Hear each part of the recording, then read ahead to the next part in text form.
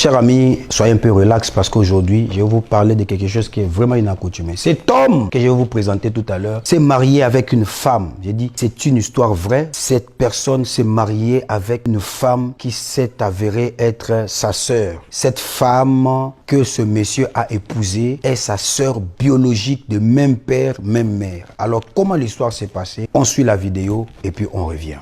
Cet homme a épousé sa sœur. Il n'a pas seulement épousé sa sœur, mais ils ont également eu ensemble 4 enfants. Comme si la situation n'était pas assez choquante, ils vivent toujours ensemble et ont décidé qu'ils ne se sépareraient jamais, malgré leur relation familiale. J'ai couvert de nombreuses histoires d'amour et j'ai toujours cru en l'amour vrai. Je trouve de l'inspiration dans les couples incroyables, mais cette histoire d'amour particulière est vraiment extraordinaire. Mais pourquoi ces frères et sœurs ont-ils décidé de se marier? Et pourquoi ont-ils choisi de ne jamais se séparer et de continuer à vivre ensemble leur histoire? Je m'appelle James Paul et j'ai 34 ans. Je suis marié à Adeline, qui est ma sœur cadette. Nous avons les mêmes parents, notre père et notre mère. Pour gagner ma vie, je conduis ma moto et travaille dans l'agriculture. La question de parents ne présentant pas les frères et sœurs pour qu'ils se connaissent a résulté en un dilemme pour moi.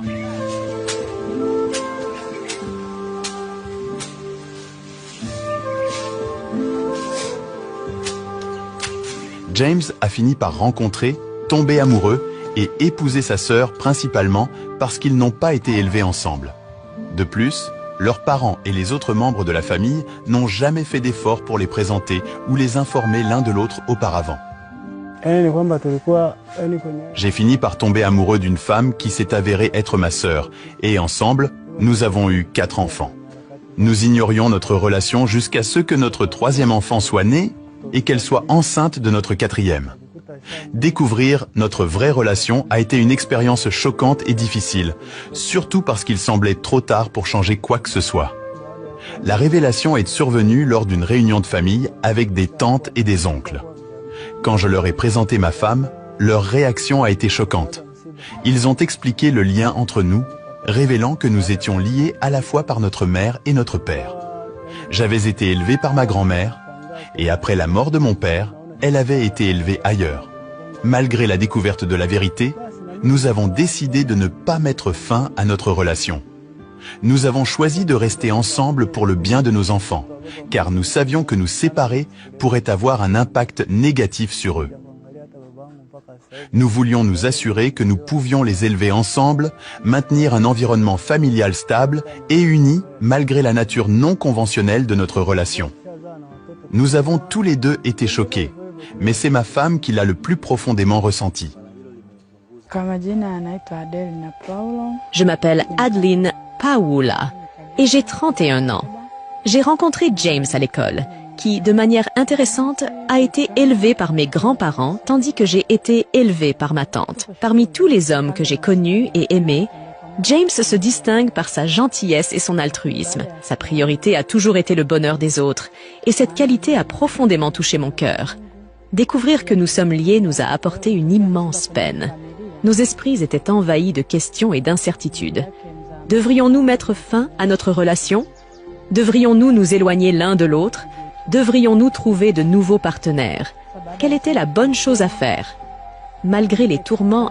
Ça s'est passé en Afrique de l'Est, cette histoire, entre Rwanda et Burundi. Vous voyez, c'est que ce monsieur, après la mort de son père, on l'a mené chez sa grand-mère. C'est là-bas qu'il a grandi. Et la femme a grandi ailleurs. Après, voilà, ils se sont croisés quelque part et le monsieur a demandé la main à la femme sans savoir que c'était sa petite sœur.